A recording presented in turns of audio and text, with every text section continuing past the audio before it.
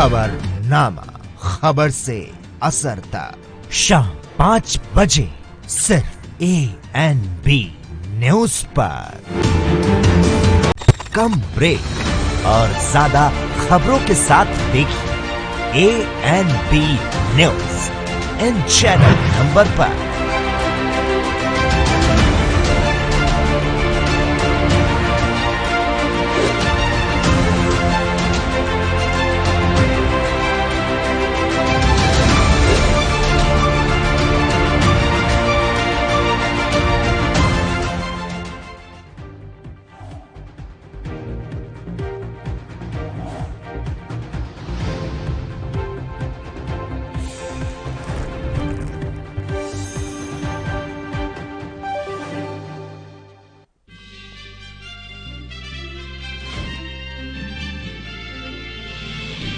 मायावती का सपा पर निशाना, कहा जोड़ तोड़ जातिवाद की राजनीति में सपा माहिर। बीएसपी विधायक टूटकर बीएसपी में जाने की बात छलावा, उन्हें पार्टी से किया जा चुका है निलंबित।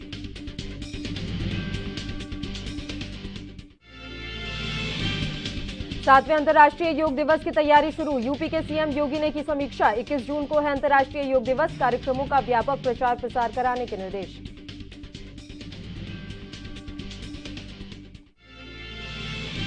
गुजरात के आणंद में ट्रक और कार के बीच टक्कर, हादसे में एक ही परिवार के 10 लोगों की मौत, जांच में जुटी पुलिस।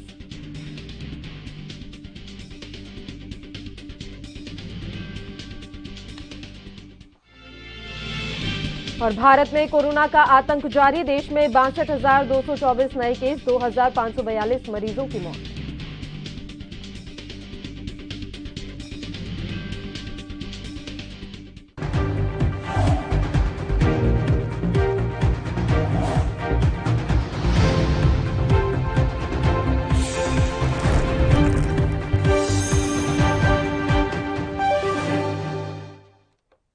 नमस्कार, ANB न्यूज देख रहे हैं आप। मैं हूं आपके साथ पल्लवी राजपूत और बुलेटिन की शुरुआत कर लेते हैं इस वक्त की बड़ी और अहम खबर के साथ।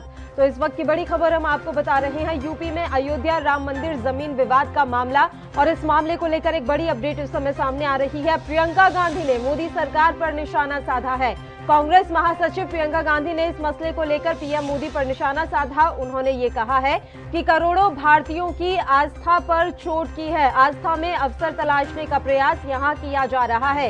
ये बड़ी जानकारी हम आप तक पहुंचा रहे हैं। इस मसले को लेकर विपक्ष लगातार हमलावर है और अब प्रियंका गांधी ने भी कहा है कि ट्रस्ट का गठन प्रधानमंत्री जी ने किया, अब पीएम की जिम्मेदारी है कि इसका हिसाब दें कि आखिर इतनी बड़ी हेरफेर कैसे हुई। हालांकि ट्रस्ट के द्वारा अपनी पूरी सफाई पेश की जा चुकी है, लेकिन अभी भी विपक्ष इस मसले को उछालने में लगा हुआ है। प्रियंका गांधी ने कहा है कि सुप्रीम कोर्ट इस पूरे मसले की जांच करवाए, आस्था में अवसर तलाशने का प्रयास यहां सरकार ने किया है। ऐसे में अब सुप्रीम कोर्ट को इस मामले की जांच करनी चाहिए। ये पूरा मामला यूपी में अयोध्या राम मंदिर जमीन विवाद से जुड़ा हुआ है। ऐसी जानकारी है कि इस जमीन की खरीद में कथित रूप से घोटाला हुआ है और इसको लेकर अब कांग्रेस हमलावर है।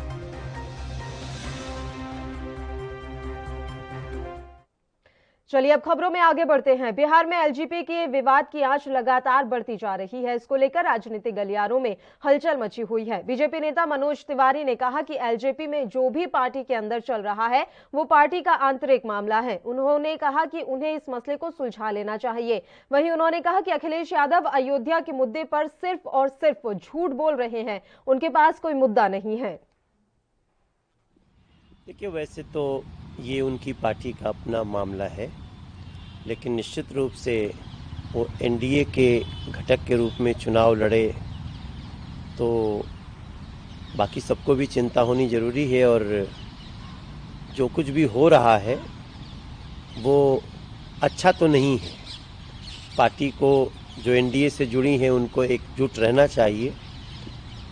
पीछे चुनाव में जो उन लोगों का स्टैंड रहा, शायद उसके ऊपर उन लोगों में कुछ फूट पड़ी है, जैसा मैं सबका स्टेटमेंट देख रहा हूं। लेकिन मेरी तो यही शुभेच्छा होगी कि एलजेपी अपने अंतर कलह से बाहर निकले और जो भी हो वो लोग मिल करके आगे बढ़ें। और पीछे जो गलतियां हुई हैं उन लोगों से, उसको मैं बोल रहा हूं, ये सब अप्रिय स्थितियां हैं। और इससे भी अप्रिय स्थिति हमने देखा बिहार चुनाव में, जब एलजेपी बिल्कुल अलग चली गई थी। उसका दुख हम सभी को बहुत हुआ, क्योंकि अगर एलजेपी एनडीए गठबंधन के साथ होती तो आज हम 125 जो विधायक हैं वो संख्या कहीं 140-45 के ऊपर होती। तो हमारा तो तकलीफ तभी हो गया था। फिर भी हम चाहते हैं, पर्सनली मैं चाहूँगा कि बिहार की बेहतरी के लिए यही ठीक है कि एलजेपी एकजुट होकर चले। नेता बदलने और रहने का उनका अंतरूनी सवाल है, जो भी हो समझ जाए। मैं समझता हूँ राम जन्मभूमि तीर्थ न्यास स्वयं ही ट्रांसपेरेंसी चाहता है, इसलिए किसी की भी शंका को उन्होंने तुरंत रात में वीडियो बना के रिलीज किया। लेकिन जो आरोप लगा रहे हैं उनकी ट्रांसपेरेंसी का क्या होगा?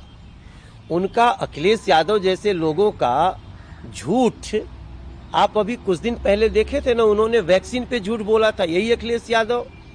उन्होंने बोला हम बीजेपी की वैक्सीन लगाएंगे। उनके कुछ लोगों ने तो यहां तक कह दिया कि वैक्सीन लगाने से नपुंसक हो जाओगे।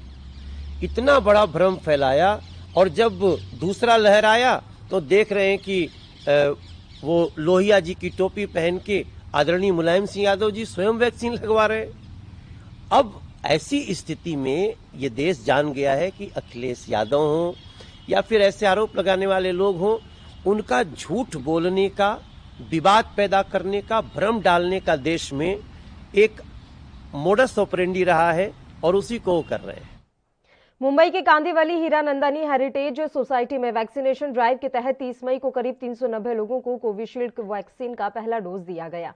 ये वैक्सीनेशन ड्राइव सोसाइटी के कमेटी मेंबर द्वारा किसी एक प्रदीप सिंह नाम के शख्स के द्वारा रखा गया था।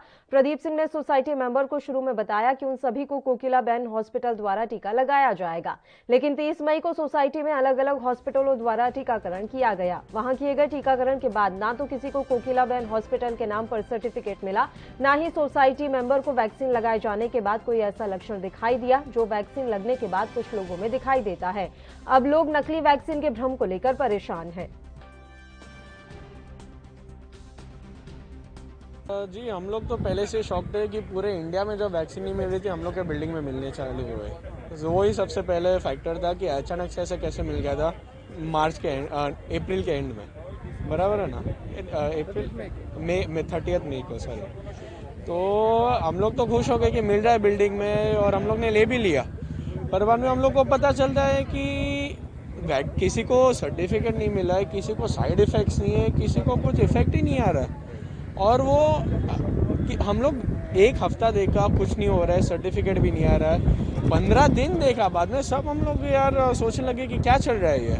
तो बाद में सब क्वेश्चन करने लगे, तब पता चला कि सर्टिफिकेट एक तो गलत आ रहा है, कोई हॉस्पिटल से आ रहा है, अलग अलग हॉस्पिटल से आ रहा है, कुछ ठिकाना ही नहीं है, किसी को कुछ पता नहीं है। और उसमें भी लिखा जा रहा है कि है ना, किसी को आधे लोग को मिला है। मेरे खुद के फैमिली में 3 लोग ने किया, 2 लोग का आ गया सर्टिफिकेट, एक का आया ही नहीं है। तो ऐसा सब डिस्क्रिपेंसीज भी आ रहा है।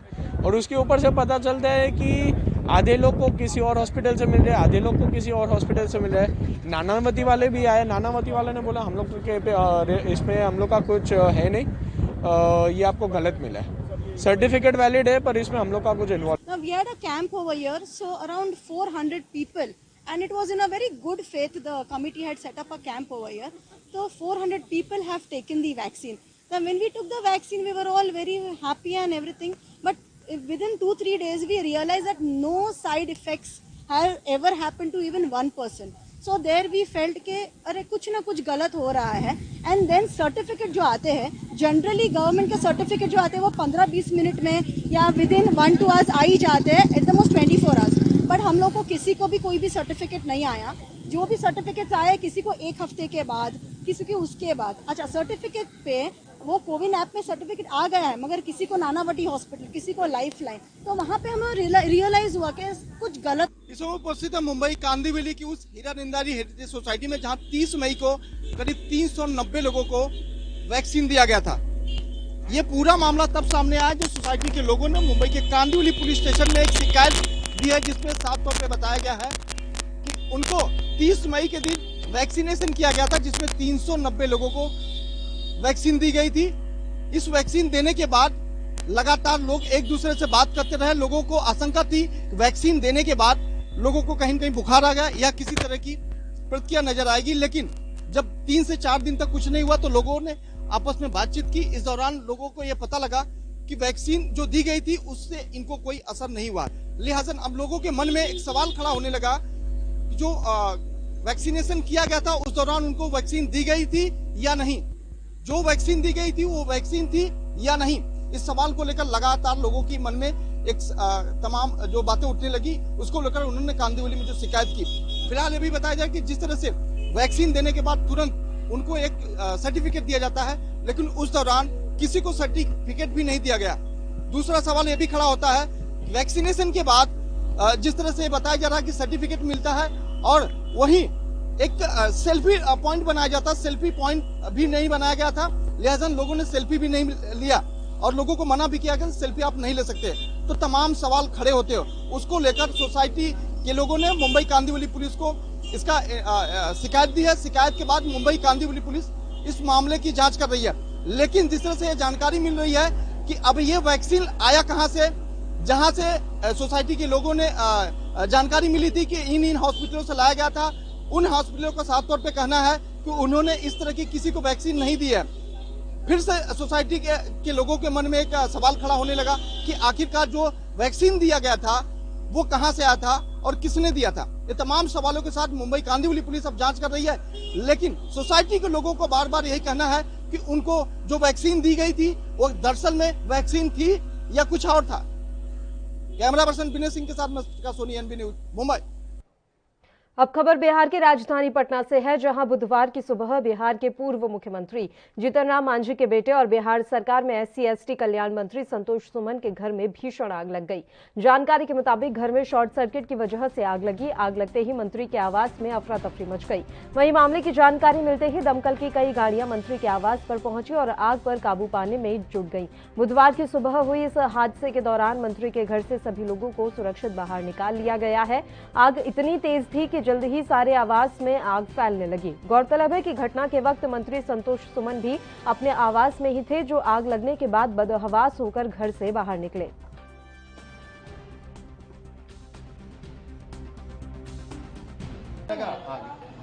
देखिए, इसकी कोई जानकारी नहीं। हम तो ऊपर में अपने ट्रेडमिल पर दौड़ रहे थे, एक रुक गया, नीचे आवाज सुने, बाहर आके देखते हैं तो इस रूम में, नीचे वाले रूम में, कोना वाले रूम में आग लगा हुआ है। हमको लगता है संभवतः शॉर्ट सर्किट हुआ होगा, क्या हुआ अब तो बाद में पता चलेगा। अभी तो हम लोग आग भुगाने में लगे हुए हैं, पूरा धुआं हम लोग स्मोक इनहेल कर लिए हैं। बाकी अभी पूरी जानकारी नहीं अब देखिए, लेकिन इस रूम से ही हुआ है। या तो शॉर्ट सर्किट हुआ होगा और तो कोई कारण होना नहीं चाहिए, क्योंकि और जलने का तो सुबह का समय है, रात में मान लीजिए हो सकता है, लेकिन सुबह में जलने का तो कोई कारण नहीं। शॉर्ट सर्किट ही हम समझते हैं। सर, ये फ्लैट के अंदर फायर फाइटिंग की कोई व्यवस्था था कि नहीं? देखिए, इसकी जानकारी हमको नहीं है कि नहीं है। अगर फायर फाइटिंग होता तो हम समझते हैं कि ऐसा नहीं होता।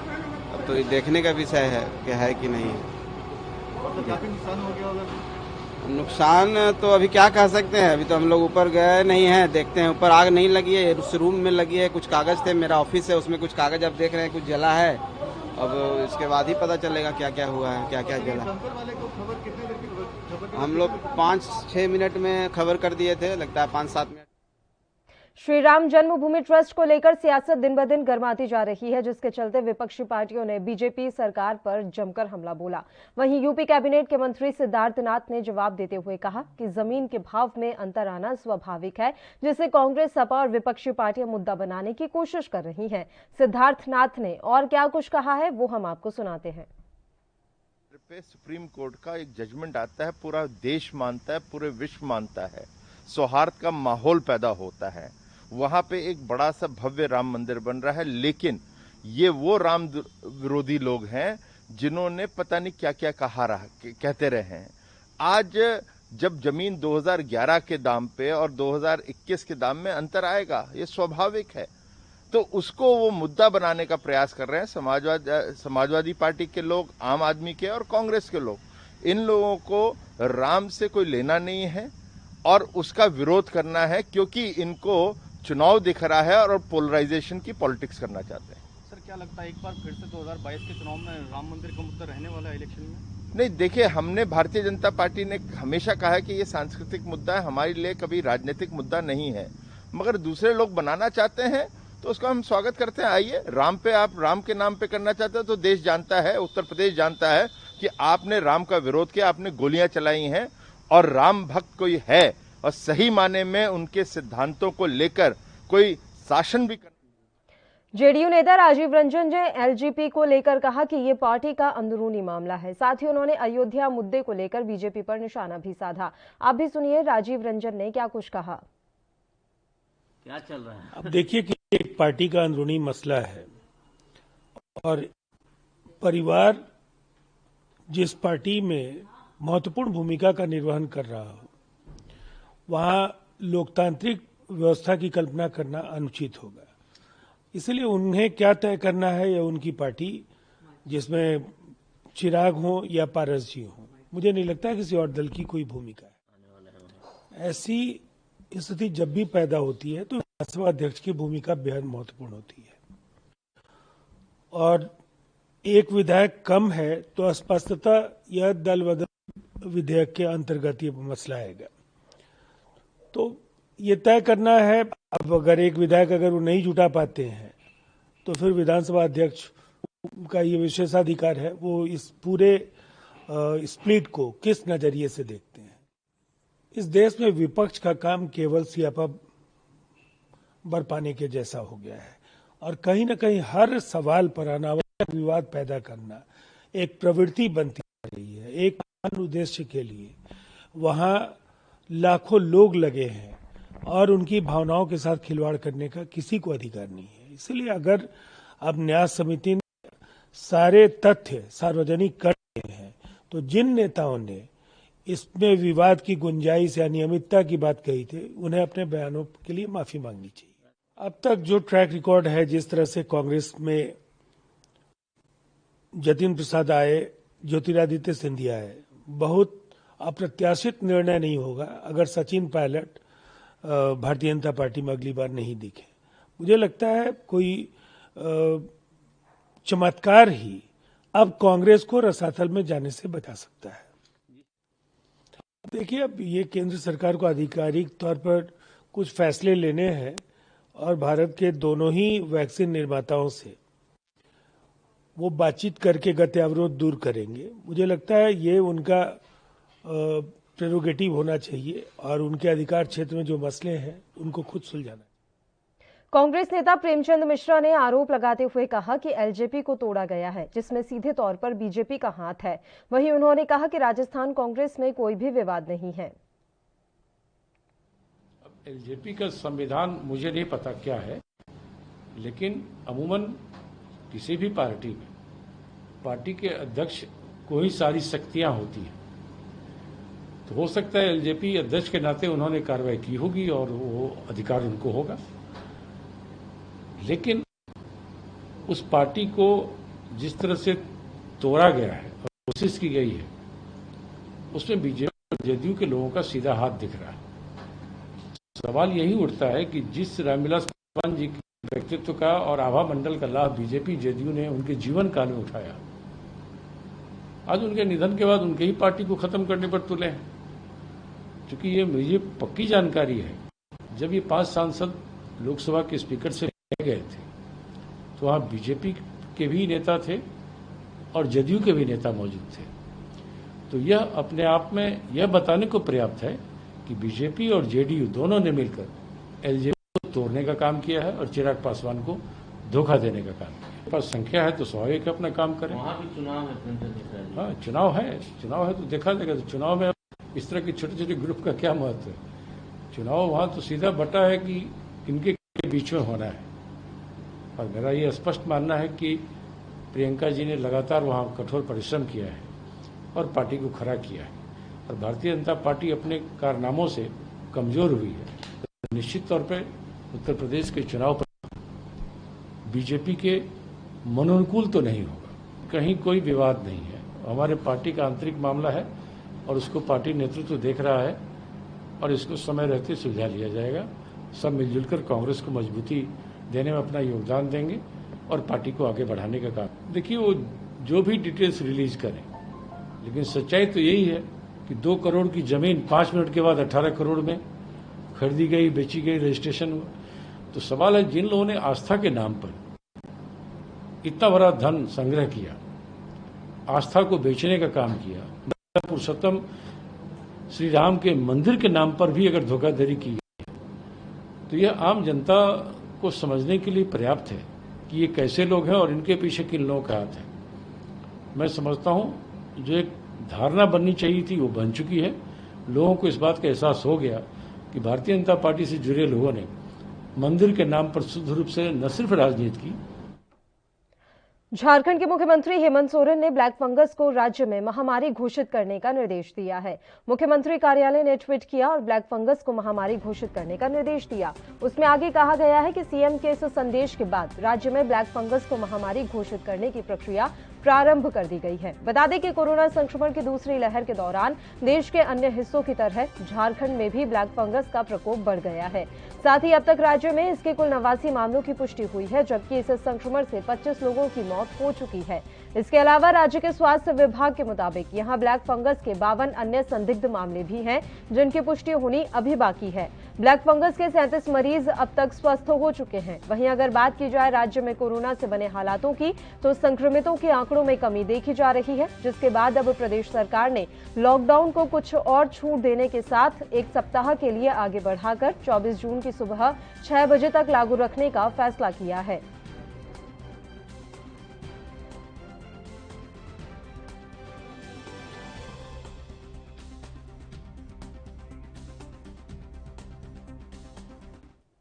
राम मंदिर की जमीन खरीद पर हो रही राजनीति पर उत्तर प्रदेश के डिप्टी सीएम केशव प्रसाद मौर्य ने निशाना साधा है।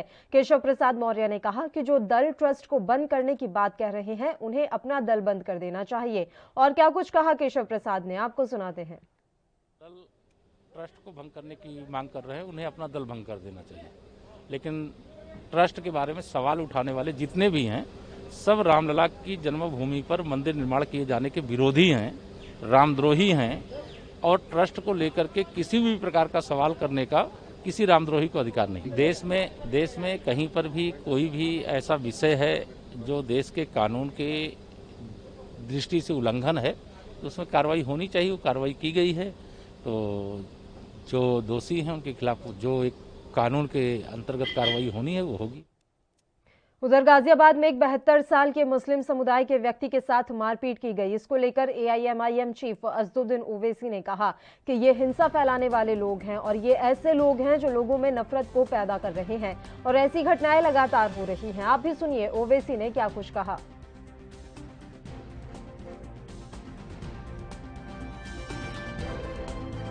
गाजियाबाद में जो वाकया हुआ, जिसमें एक 70 साल के अब्दुल समद सैफी को बुरी तरह मारा गया, पीटा गया और उनकी दाढ़ी को काट दिया गया। कौन है ये लोग? ये वही लोग हैं जो भारत के मुसलमानों में नफरत को पैदा कर दिए हैं। आज क्या मुसलमानों की कोई डिग्निटी नहीं है? क्या एक ज़ईफ मुसलमान जो 72 इयर्स का है उसकी दाढ़ी की डिग्निटी नहीं है? बुरी तरह पीटा जा रहा है, बुरी तरह मारा जा रहा है, वीडियो निकाला जा रहा है। और ये बराबर 2014 से जब से नरेंद्र मोदी की सरकार आई है, राइट टू डिग्निटी जो मुसलमानों का है उसको छीन लिया जा रहा है।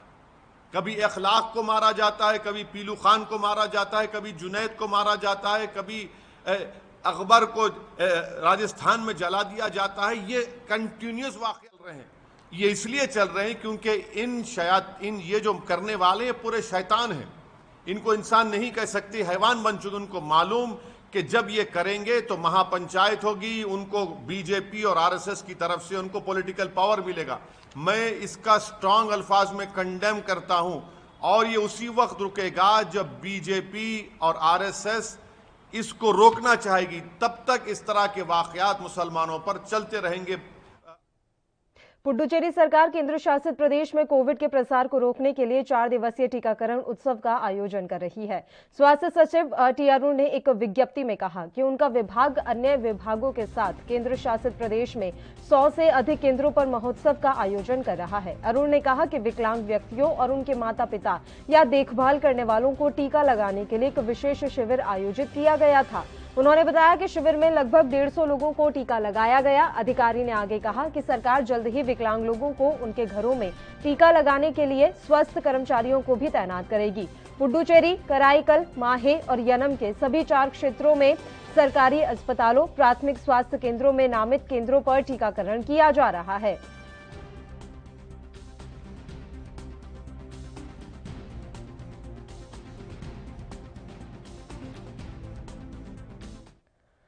गाजियाबाद में बुजुर्गों के साथ मारपीट पर मुस्लिम धर्मगुरु मौलाना मुफ्ती मुकर्रम ने कहा कि उत्तर प्रदेश में इस तरह की घटनाएं ज्यादा हो रही हैं।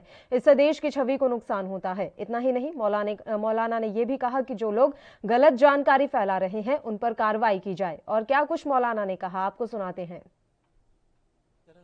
इस तरह का जो जुल्म है, अत्याचार है, वो नहीं होना चाहिए। इसके लिए तो ऐसे कड़े कानून बनने चाहिए और इसकी कड़ी सजा होनी चाहिए। अब वो कोई भी मामला हो, पुलिस कुछ कह रही है, पब्लिक कुछ कह रही है, तो ये तो इंक्वायरी का विषय है। लेकिन हमारा मानना यह है कि कहीं भी किसी के साथ ज्यादती अगर होती है, चाहे लिंचिंग हो, चाहे किसी भी बहाने हो, वो होनी नहीं चाहिए। इसके लिए सरकार को, उत्तर प्रदेश सरकार को, खासकर उत्तर प्रदेश में ये वाक़यात बहुत ज़्यादा हो रहे हैं और खामखा झूठे इल्ज़ाम लगा के हो रहे हैं। तो इस वजह से हमें बहुत दुख, और इसको आप भी मानेंगे कि हमारे भारत की छवि ख़राब होती है और इसकी न्यूज़ जो बाहर जाती है और उसके अंदर जो बहुत ज़्यादा एक हमारा इमेज ख़राब होती है भारत की। इसके लिए भारत सरकार को, केंद्र सरकार को, उत्तर प्रदेश सरकार को और हर एक व्यक्ति को इसके लिए ध्यान रखने की ज़रूरत है। कम्युनल हो या ना हो, लेकिन किसी पे भी ज्यादती ना हो, जुल्म ना हो, और अगर कोई करता है तो उस पर कड़ी कार्रवाई हो, कानून अपना काम करे। ये ज़रूरी बात है कि कानून का डर सबको होना चाहिए, पुलिस का डर सबको होना चाहिए। ऐसा ना हो कि कोई ये समझ ले कि पुलिस हमारी है, कानून हमारा है। ये गलत है और ये आजकल बढ़ता जा रहा है। हमारी नज़र में सऊदी अरब हुकूमत का ये फैसला गलत है, कंडमनेबल है। सऊदी अरब हुकूमत को हज पर पाबंदी लगाने का कोई अधिकार नहीं। जब मैंने हज किया है, 50 लाख लोगों ने हज किया।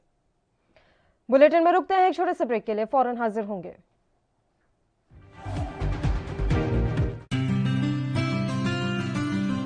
ਜ਼ਿਲ੍ਹਾ ਹੁਸ਼ਿਆਰਪੁਰ ਪੰਜਾਬ ਦੇ ਉਹਨਾਂ ਜ਼ਿਲ੍ਹਿਆਂ ਵਿੱਚ ਸ਼ਾਮਿਲ ਹੈ ਜਿੱਥੇ ਕਰੋਨਾ ਦੇ ਖਿਲਾਫ ਜੰਗ ਵਿੱਚ ਸਭ ਨੇ ਇਕਮੁੱਠਤਾ ਦਿਖਾਈ ਹੈ।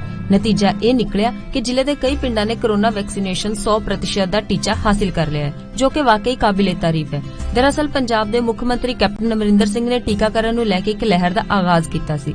ਮੁੱਖ ਮੰਤਰੀ ਦੇ ਹੁਕਮਾਂ ਅਨੁਸਾਰ ਹੁਸ਼ਿਆਰਪੁਰ ਸਮੇਤ ਪੂਰੇ ਪੰਜਾਬ ਵਿੱਚ ਸ਼ੁਰੂ ਕੀਤੀ ਗਈ ਕਰੋਨਾ ਮੁਕਤ ਪਿੰਡ ਮੁਹਿੰਮ ਨੇ ਜ਼ੋਰ ਫੜ ਲਿਆ ਹੈ। इस मुहिम तहत हर रोज ग्राम पंचायतां ਵੱਲੋਂ ਟੀਕਾਕਰਨ ਮੁਹਿੰਮ ਨੂੰ ਸਹਿਯੋਗ ਦਿੱਤਾ ਜਾ ਰਿਹਾ ਹੈ। ਇਸ ਮੁਹਿੰਮ ਦੇ ਸ਼ੁਰੂ ਹੋਣ ਤੋਂ ਬਾਅਦ ਪਹਿਲੇ 48 ਘੰਟਿਆਂ ਵਿੱਚ ਹੀ ਜ਼ਿਲ੍ਹੇ ਦੇ 11 ਪਿੰਡਾਂ ਨੇ ਕੋਰੋਨਾ ਵੈਕਸੀਨੇਸ਼ਨ ਦੀ 100% ਦੀ ਪਹਿਲੀ ਡੋਜ਼ ਲਗਵਾ ਲਈ ਸੀ। ਇਨ੍ਹਾਂ ਪਿੰਡਾਂ ਵਿੱਚ ਹਲਕਾ ਚੱਬੇਵਾਲ ਦੇ ਪਿੰਡ ਨਵਾਂ ਜੱਟਪੁਰ, ਪੁੰਗਾ ਤੇ ਪੁੰਜ ਸ਼ਾਮਿਲ ਨੇ, ਜਦਕਿ ਮਕੇਰੀਆਂ ਦੇ ਪਿੰਡ ਨੱਥੂਵਾਲ, ਲਲੋਤਾ, ਉਲਾਹਾ, ਚੱਕੜਿਆਲ, ਪੜੋਲਿਆ ਤੇ ਰਾਮਗੜ੍ਹ ਸਿਕਰੀ ਨੇ ਵੀ ਫਤਿਹ ਹਾਸਿਲ ਕੀਤੀ ਹੈ। ਇਸ ਤੋਂ ਇਲਾਵਾ ਗੜਸ਼ੰਕਰ ਦੇ ਪਿੰਡ ਨਾਜ਼ਰਪੁਰ, ਰਾਵਲਪਿੰਡੀ ਨੇ ਵੀ ਕੋਵਿਡ-19 ਦੀ 100% ਦੀ ਡੋਜ਼ ਲਗਵਾ ਲਏ ਨੇ।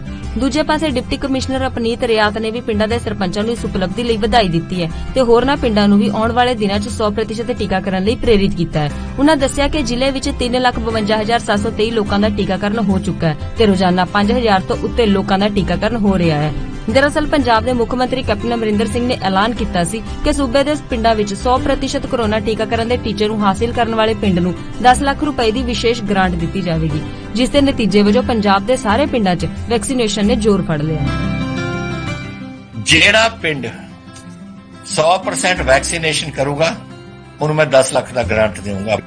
ਨੋਟ ਕਰ ਲਓ, ਜਿੰਨੇ ਵੈਕਸੀਨ, ਮੈਨੂੰ ਪਤਾ ਵੈਕਸੀਨੇਸ਼ਨ ਦਾ ਕੋਈ ਡਰ ਹੈ, ਪਰ ਜਦ ਆਓ ਲੱਗ ਜਾਓ ਲਾਈਨਾਂ ਦੇ ਵਿੱਚ ਔਰ ਕਰਾ ਲਓ ਆਪਣੀ ਵੈਕਸੀਨੇਸ਼ਨ, ਔਰ ਤੁਹਾਡੀ ਗ੍ਰਾਂਟ ਮੈਂ ਦੇ ਦੂੰਗਾ। ਜੋ ਕੁਝ ਤੁਸੀਂ ਆਪਣੇ ਪਿੰਡ 'ਚ ਕਰਾਉਣਾ ਤੁਸੀਂ ਕਰਾ ਲਓ। ਜ਼ਿਕਰਯੋਗ ਹੈ ਕਿ ਪੰਜਾਬ ਦੀ ਕੈਪਟਨ ਅਮਰਿੰਦਰ ਸਿੰਘ ਸਰਕਾਰ ਵਾਇਰਸ ਦੀ ਸ਼ੁਰੂਆਤ ਤੋਂ ਹੀ ਅਲਰਟ ਮੋਡ ਤੇ ਸੀ, ਜਿਸ ਦਾ ਨਤੀਜਾ ਇਹ ਨਿਕਲਿਆ ਕਿ ਅੱਜ ਪੰਜਾਬ ਦੇ ਵਿੱਚ ਕੋਰੋਨਾ ਦੇ ਕੇਸ ਘੱਟ ਤੇ ਹਸਪਤਾਲਾਂ 'ਚ ਸਹੂਲਤਾਂ ਜ਼ਿਆਦਾ ਨੇ।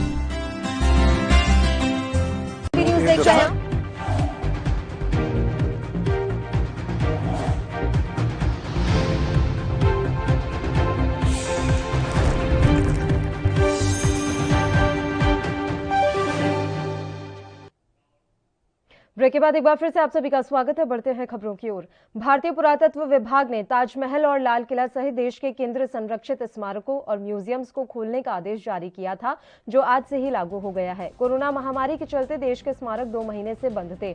बुधवार यानी आज से पर्यटक इन स्मारकों में आ जा सकेंगे, लेकिन पुरातत्व विभाग ने आगंतुकों की संख्या पर अंकुश लगाते हुए इनकी संख्या को कम कर दिया है, यानी एक दिन में केवल सीमित संख्या में ही पर्यटक स्मारक में प्रवेश कर सकेंगे। पुरातत्व विभाग के इस आदेश के बाद देश के 3693 म्यूजियम्स और 50 स्मारक पर्यटकों के लिए खुल चुके हैं और विजिटर्स अपने पसंदीदा स्मारकों का आनंद ले सकेंगे। इसके लिए नियम भी बनाए गए हैं, जिसमें पर्यटकों की संख्या भी शामिल है। जैसे आगरा के ताजमहल में अभी सिर्फ 650 लोगों को ही प्रवेश की अनुमति मिलेगी। वहीं टिकट के लिए भी नियम बनाए गए हैं। आदेश के मुताबिक सभी टिकट ऑनलाइन बुक होंगे और ऑफलाइन किसी को भी टिकट नहीं दिए जाएंगे। ऑनलाइन टिकट के लिए वेबसाइट शुरू कर दी गई है। मास्क और सोशल डिस्टेंसिंग के साथ सभी पर्यटकों को निर्देश दिया गया है कि स्मारक के अंदर किसी भी चीज को हाथ से छुएंगे नहीं।